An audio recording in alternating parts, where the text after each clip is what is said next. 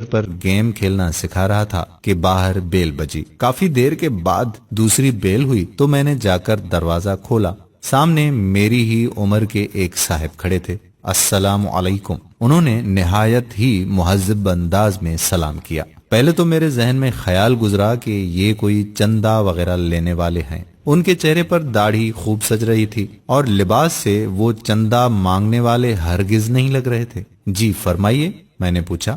کہنے لگے کہ آپ طاہر صاحب ہیں؟ میں نے مختصراً جواب دیا، جی وہ مجھے رفیق صاحب نے بھیجا ہے، غالباً آپ کو کرایہ دار کی ضرورت ہے۔ ہاں، مجھے اچانک یاد آیا کہ میں نے دفتر کے ایک ساتھی کو بتایا تھا کہ میں نے اپنے گھر کا اوپر والا پورشن کرائے پر دینا ہے۔ اگر کوئی نیک اور چھوٹی سی فیملی اس کی نظر میں ہو تو بتائیں، کیونکہ دفتر کی تنخواہ سے خرچے پورے نہیں ہوتے۔ مجھے افسوس ہوا کہ میں نے اتنی دھوپ میں کافی دیر اسے باہر کھڑا رکھا۔ اسے 6 ماہ کے لیے مکان کرائے پر چاہیے تھا، کیونکہ اپنا مکان وہ گرا کر دوبارہ تعمیر کروا رہے تھے۔ میں نے 3000 کرایہ بتایا، لیکن بات 2000 پر پکی ہو گئی۔ وہ چلا گیا تو مجھے افسوس ہونے لگا کہ کرایہ کچھ کم ہے، گو کہ اوپر صرف ایک چھوٹا سا کمرہ، کچن اور باتھ روم تھا۔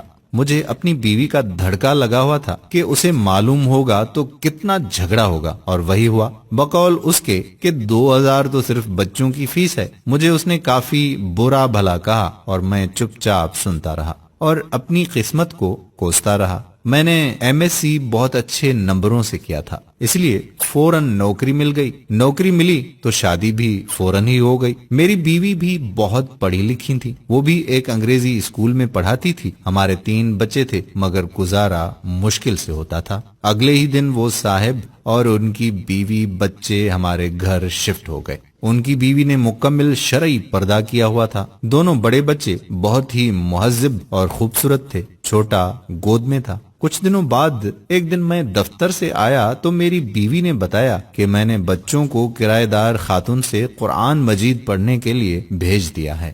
اچھا پڑھاتی ہیں، ان کے اپنے بچے اتنی خوبصورت تلاوت کرتے ہیں۔ مزید کچھ دن بعد میں نے ان کے ایک بیٹے سے تلاوت سنی تو پہلی مرتبہ میرے دل میں خواہش ابھری کہ کاش ہمارے بچے بھی اتنا اچھا قرآن مجید پڑھیں۔ ایک دن میں باہر جانے لگا تو اپنی بیوی سے پوچھ ہی لیا کہ وہ پارلر جائے گی تو لیتا چلوں، کیونکہ پہلے تو 2 مہینے میں 3-4 مرتبہ پارلر جاتی تھی اور اس مہینے میں ایک بار بھی نہیں گئی تھی۔ اس نے جواب دیا کہ پارلر فضول خرچی ہے، جتنی خوبصورتی چہرے پر 5 بار وضو کرنے، نماز اور تلاوت سے آتی ہے کسی چیز سے نہیں آتی۔ اگر زیادہ ضرورت ہو تو گھریلو استعمال کی چیزوں سے ہی چہرے پر نکھار رہتا ہے۔ ایک روز میں کیبل پر ڈرامہ دیکھ رہا تھا تو میرے چھوٹے بیٹے نے مجھے بغیر پوچھے ٹی وی بند کر دیا اور میرے پاس آ کر بیٹھ گیا۔ بابا، یہ بیکار مشغلہ ہے، میں آپ کو اپنے نبی حضرت محمد صلی اللہ علیہ وآلہ وسلم کا ایک واقعہ سناؤں؟ مجھے غصہ تو بہت آیا، لیکن اپنے بیٹے کی زبانی جب واقعہ سنا تو میرا دل بھر آیا۔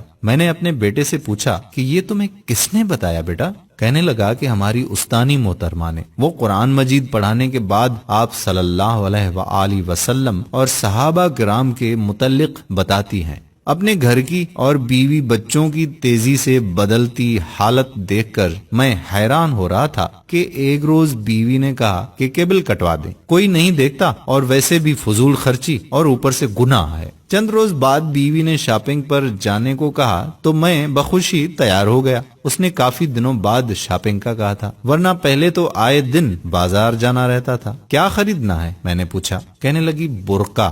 میں نے کہا کیا برقع؟ میں ہنسا تو وہ بولی، پہلے میں کتنے ہی غیر شرعی کام کرتی تھی، آپ نے کبھی مذاق نہیں اڑایا تھا، اب اچھا کام کرنا چاہتی ہوں تو آپ کو مذاق سوچ رہا ہے۔